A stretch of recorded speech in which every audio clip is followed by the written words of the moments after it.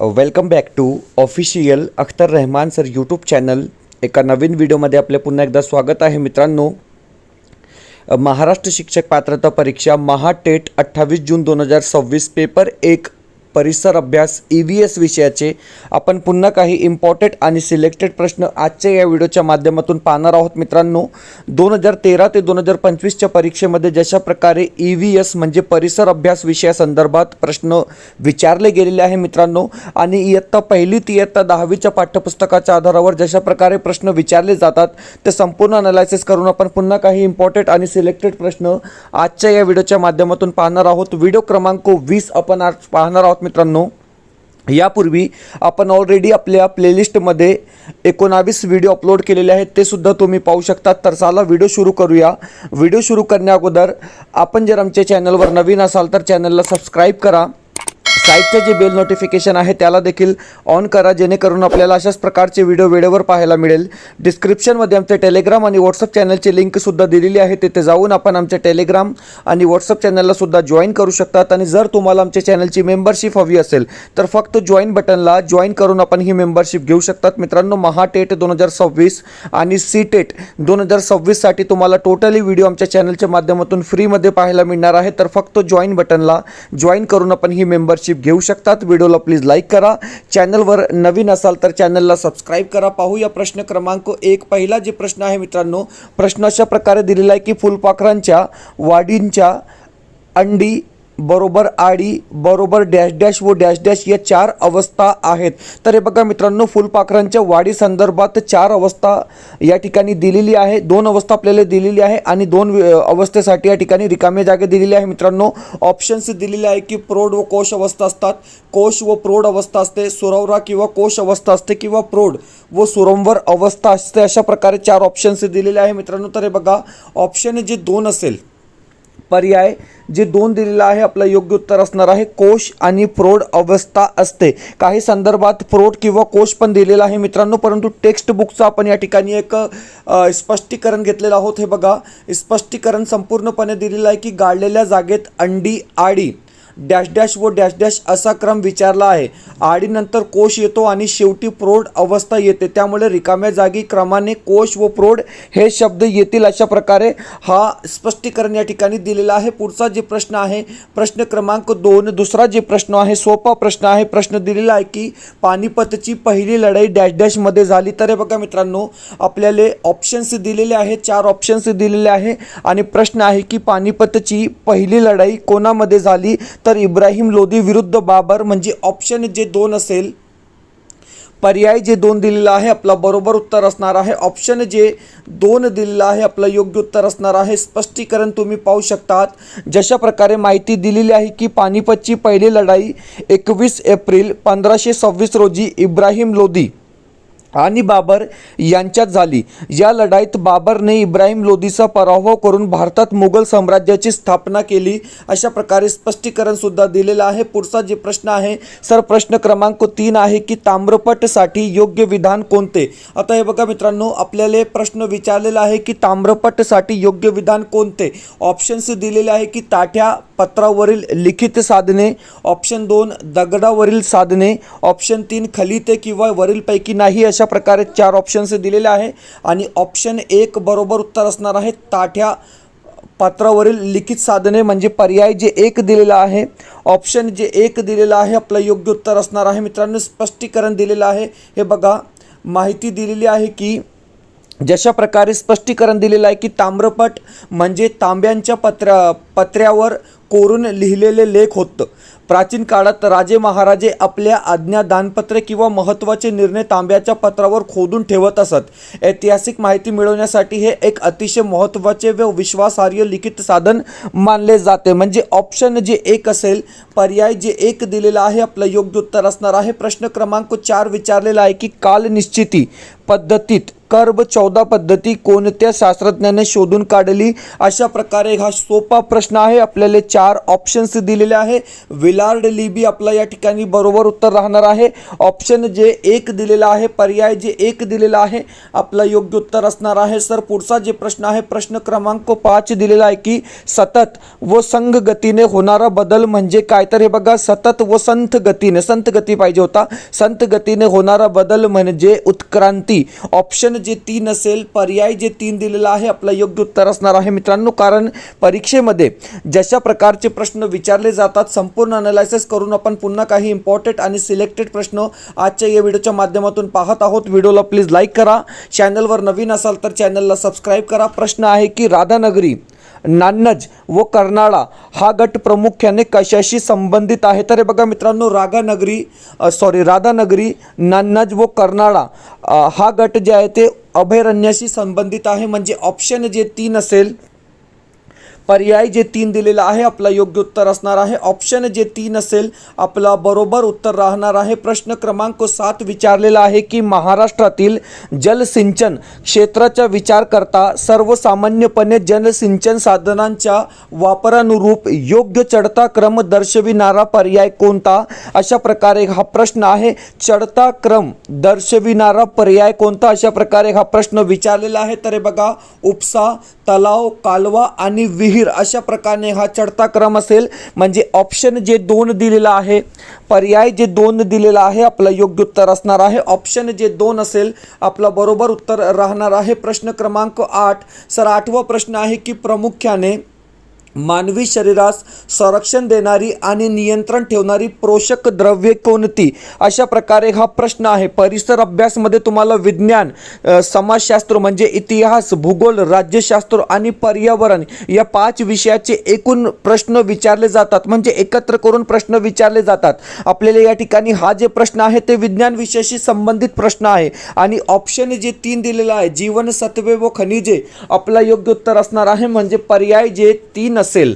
Option जे 3 दिलेला आहे आपला योग्य उत्तर असणार आहे. मित्रांनो स्पष्टीकरण दिलेलं आहे की जीवनसत्वे व खनिजे या दोन्ही घटकांना संरक्षण आणि नियंत्रक अन्नपदार्थ म्हटले जाते. हे शरीराची रोगप्रतिकार शक्ती वाढवून विविध आजारांपासून शरीराचे रक्षण करतात आणि शरीरातील विविध रासायनिक क्रियाचे उदाहरणार्थ चयापचय, रक्तविसरण नियंत्रण करतात. म्हणजे ऑप्शन जे सी असेल, पर्याय जे सी दिलेला आहे आपला बरोबर उत्तर असणार आहे. पुढचा जे प्रश्न आहे प्रश्न क्रमांक 9 स्टेटमेंट टाइप प्रश्न हा विचारलेला आहे. प्रश्न जशा प्रकारे दिलेला आहे प्रश्न तुम्ही पाहू शकतात की हे बघा प्रश्न दिलेला आहे की खालील कारण आणि परिणाम लक्षात घेऊन योग्य पर्याय निवडा. हे बघा मित्रांनो पहिला जे ऑप्शन्स दिलेला आहे, कारण दिलेला आहे की पाणी हे मिश्रण आहे, ओके, आणि परिणाम दिलेला आहे की पाण्याचे गुणधर्म हायड्रोजन व ऑक्सिजन यांच्या गुणधर्मापेक्षा भिन्न असतात. तर हे बघा ऑप्शन जे 2 असेल ते बरोबर दिलेलं आहे, परंतु पर्याय जे 1 कारण दिलेलं आहे की पाणी हे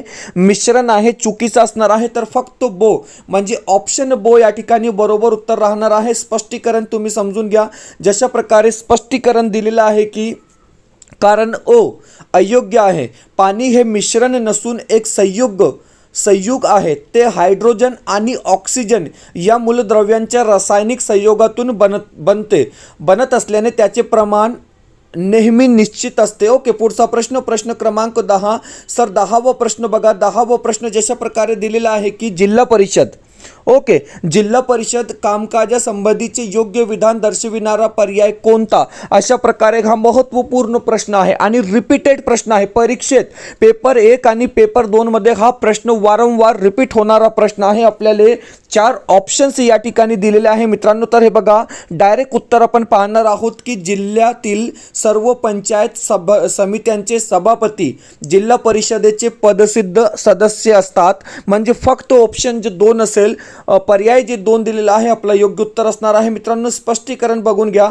माहिती दिलेली आहे जशा प्रकारे संपूर्ण डिटेल्स दिलेली आहे की जिल्हा परिषद कामकाजासंबंधीचे योग्य विधान दर्शविणारा पर्याय 2 म्हणजे जिल्ह्यातील सर्व पंचायत समित्यांचे सभापती जिल्हा परिषदेचे पदसिद्ध सदस्य असतात. आता बाकीचे जे विधान आहे ते चुकीचे काय आहे याचे कारण दिलेलं आहे की पर्याय 1 चुकीचा आहे. हे बघा पर्याय 1 मध्ये काय दिला होता की जिल्हा परिषदेची सदस्य संख्या किमान 60 असते. तर हे बघा या ठिकाणी चुकीचे आहे, कारण महाराष्ट्र जिल्हा परिषद आणि पंचायत समिती अधिनियम 1961 नुसार जिल्हा परिषदेची सदस्य संख्या किमान 50 आणि कमाल 75 असते. ओके, या ठिकाणी 60 दिला होता. पर्याय 3 का चुकीचा आहे? तर हे बघा जिल्हा परिषदेची निवडणूक लढवण्यासाठी उमेदवाराचे वय किमान 21 वर्ष पूर्ण असणे आवश्यक आहे, 25 नाही.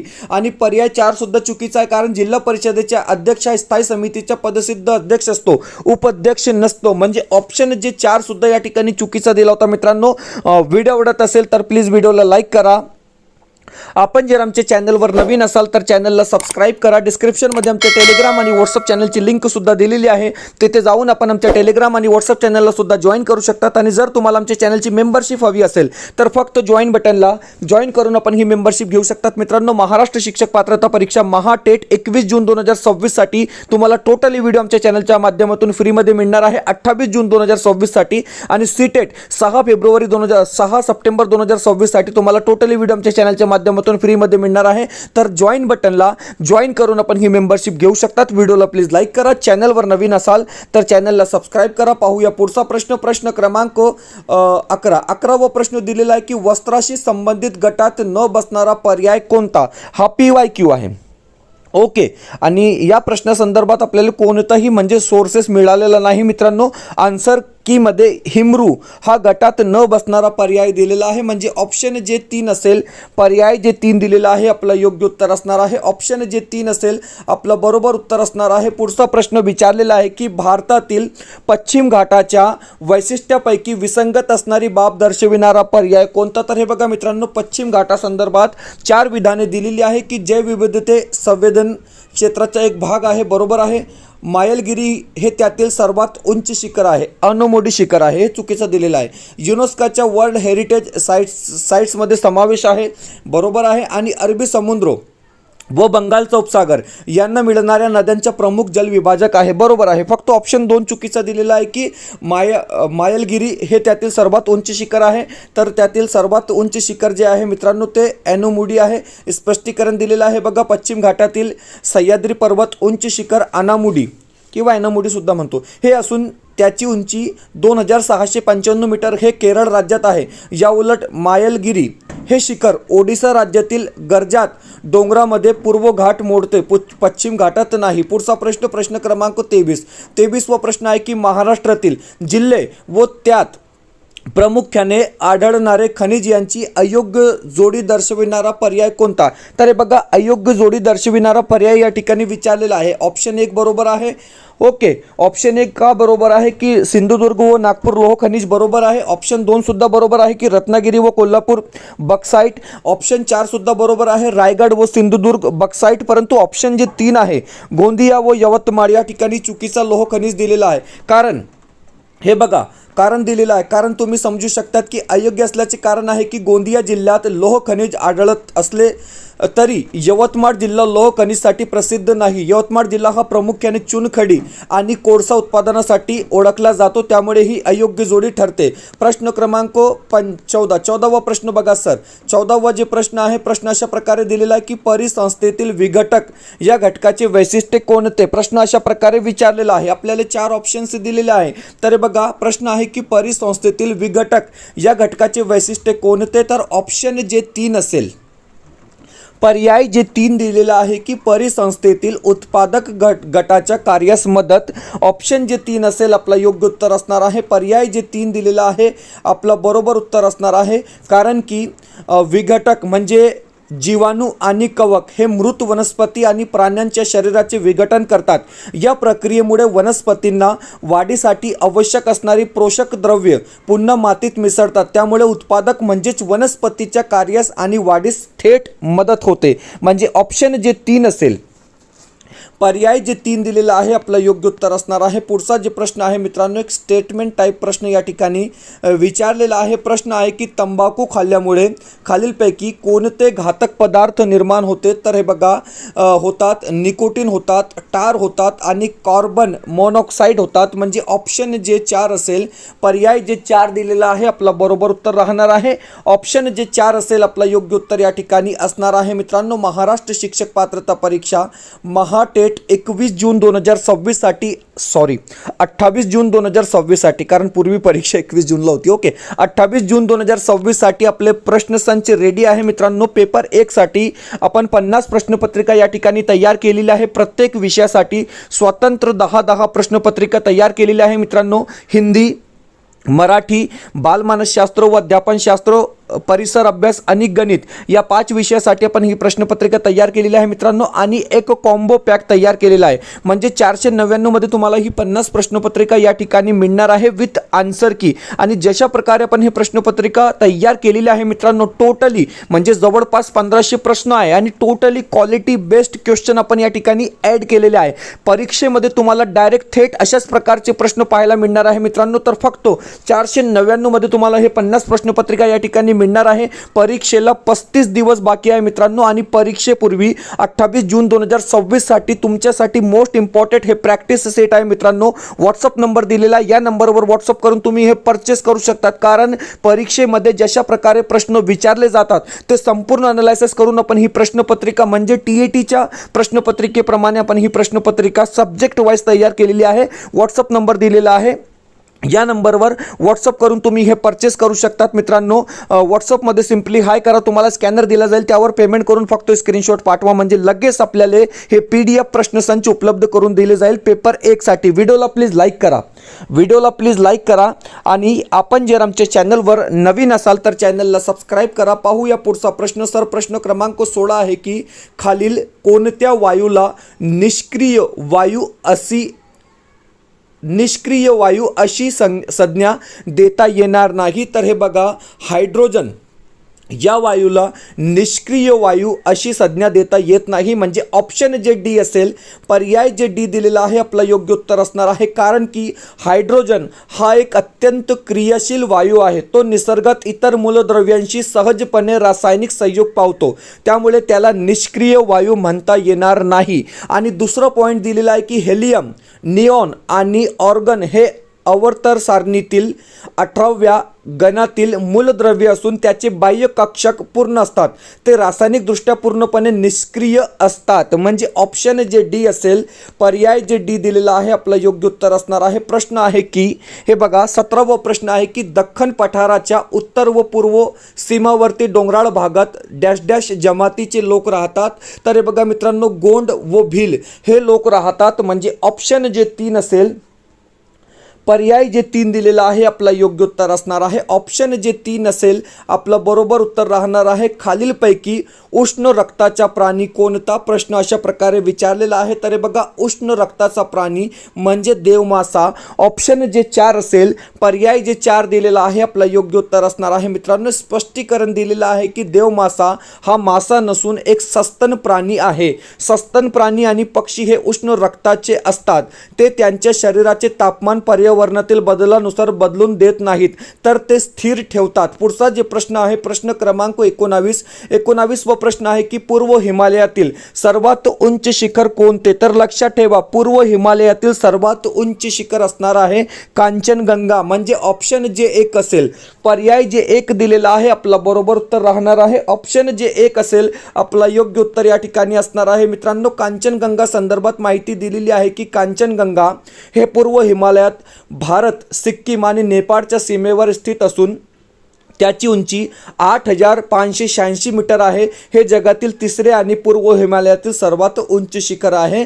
पुढचा जे प्रश्न आहे, प्रश्न क्रमांक 20 दिलेला आहे की जगातील सर्वात मोठा त्रिभुज प्रदेश कोणत्या राज्यात तयार होतो? तर हे बघा, पश्चिम बंगाल या ठिकाणी तयार होतो. म्हणजे ऑप्शन जे 3 असेल, पर्याय जे 3 दिलेला आहे आपला योग्य उत्तर असणार आहे. मित्रांनो, अशा प्रकारे आपण महाराष्ट्र शिक्षक पात्रता परीक्षा महाटेट 21 जून 2026, 28 जून 2026 साठी काही इम्पॉर्टंट आणि सिलेक्टेड प्रश्न आजच्या या व्हिडिओच्या माध्यमातून पाहिले आहोत मित्रांनो. कारण परिसर अभ्यास, EVS पेपर 1 मध्ये जशा प्रकारचे प्रश्न विचारले जातात, संपूर्ण अभ्यास करून आपण हे 20 प्रश्न आजच्या या व्हिडिओच्या माध्यमातून ॲड केले होते मित्रांनो. आणि महाटेट 2026 साठी आपले अपडेट्स प्रश्नसंच अवेलेबल आहे मित्रांनो. पेपर 1 आणि पेपर 2 साठी पेपर 1 आणि पेपर 2 ची डिफिकल्टी लेवल बघून, काठिण्य पातळी बघून आपण हे प्रश्नपत्रिका तयार केलेली आहे मित्रांनो. स्क्रीनवर संपूर्ण डिटेल्स दिलेली आहे. 699 मध्ये तुम्हाला पेपर 1 आणि पेपर 2 साठी कॉम्बो पॅक दिला जाणार आहे मित्रांनो. आणि फक्त तुम्हाला पेपर 1 पाहिजे तर 599, 499 आणि पेपर 2 पाहिजे तर फक्त 399 मध्ये तुम्हाला हे प्रश्नपत्रिका सब्जेक्ट वाईज सेपरेट प्रश्नपत्रिका विथ आन्सर की दिली जाईल मित्रांनो, कारण जशा प्रकारे आपण हे प्रश्नपत्रिका तयार केलेली आहे थेट प्रश्न डायरेक्ट प्रश्न तुम्हाला परीक्षेमध्ये पाहायला मिळणार आहे मित्रांनो, 100% गॅरंटी आहे. कारण जशा प्रकारचे प्रश्न 2013 ते 2025च्या परीक्षेमध्ये TET मध्ये रिपीट झालेले प्रश्न आहे, जशा प्रकारचे प्रश्न 2024-2025च्या परीक्षेमध्ये विचारले गेलेले आहे मित्रांनो, ते संपूर्ण अभ्यास करून आपण हे प्रश्न संच तयार केलेले आहे मित्रांनो. जे सूक्ष्म बदल परीक्षेत झालेला आहे त्या हिशोबाने आपण हे प्रश्नपत्रिका तयार केलेली आहे. व्हॉट्सअप नंबर दिलेला आहे, या नंबरवर व्हॉट्सअप करून तुम्ही हे परचेस करू शकतात मित्रांनो. भेटूया पुढच्या व्हिडिओमध्ये काही नवीन प्रश्नांसोबत.